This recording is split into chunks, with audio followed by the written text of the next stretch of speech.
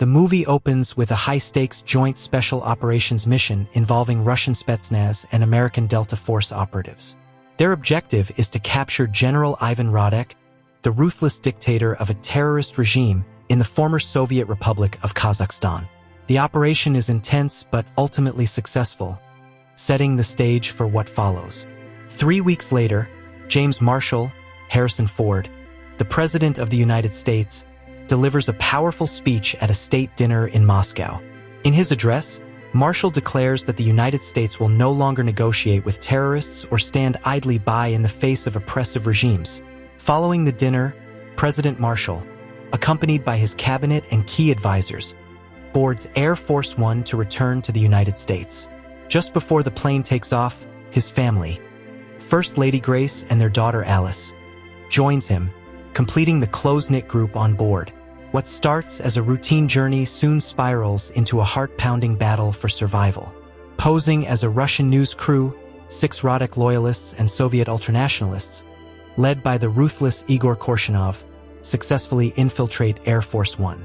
Shortly after takeoff, their true motives are revealed as they hijack the plane, killing several people with the assistance of Gibbs, a mole within the Secret Service. As chaos erupts, Secret Service agents rush to secure President Marshall, who reluctantly agrees to be escorted to the plane's escape pod to avoid capture. Meanwhile, in the cockpit, the pilots attempt an emergency landing at Ramstein Air Base in Germany. However, the hijackers breach the cockpit, kill the pilots, and change the plane's course toward Kazakhstan. Amidst the turmoil, the president's escape pod is successfully deployed, parachuting away over German territory. Meanwhile, in the cockpit, the pilots attempt an emergency landing at Ramstein Air Base in Germany. However, the hijackers breach the cockpit, kill the pilots, and change the plane's course toward Kazakhstan. Amidst the turmoil, the president's escape pod is successfully deployed, parachuting away over German territory. The situation intensifies as the hijackers seize full control of Air Force One, with the fate of its passengers and crew hanging in the balance. Most of the hostages escape via parachute, until they are discovered by one of Korshinov's men. The resulting chaos caused depressurization of the parachute bay, and several people are sucked out of the plane without parachutes, meeting their deaths. It also disrupts the refueling process, setting the refueling plane's fuel reserve on fire and causing it to explode in midair. Korshinov takes Marshall hostage, as well as Major Caldwell, Gibbs and Chief of Staff Lloyd Shepard, and threatens to kill Alice unless he agrees to call Russian President Petrov and demand Radek's release. As Radek prepares to leave prison, Marshall breaks free and kills the last 2 of Korshinov's men. Korshinov drags Grace down to the cargo bay, where he throws all the remaining parachutes overboard, except for the one he is wearing. In the ensuing fight, Marshall wraps a cord around Korshinov's neck, says, "Get off my plane," and opens the parachute, which breaks Korshinov's neck, and his dead body floats away off the plane. With all of the hijackers dead and regaining control of the plane, Marshall halts the release of Radek, who is fatally shot as he tries to escape.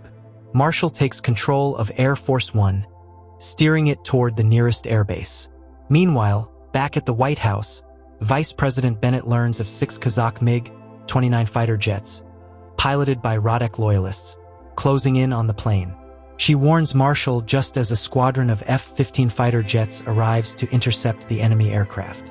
In the ensuing aerial battle, one heroic F-15 pilot sacrifices himself to intercept a missile targeting Air Force One.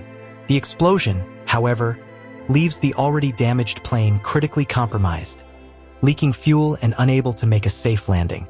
In a desperate rescue effort, an Air Force Pararescue MC-130 Hercules plane is dispatched to extract Marshall and the remaining passengers via zipline before Air Force One crashes into the sea. Marshall insists that his family, along with a wounded Shepard, be evacuated first. As the situation grows more dire, the last engine fails, leaving only moments for rescue. When the final rescuer states there is time to save just one more person, Secret Service mole Gibbs reveals his betrayal by pulling a gun and killing both the rescuer and Major Caldwell. In a tense confrontation, Marshall manages to subdue Gibbs before the steel cable securing the president detaches from the plane.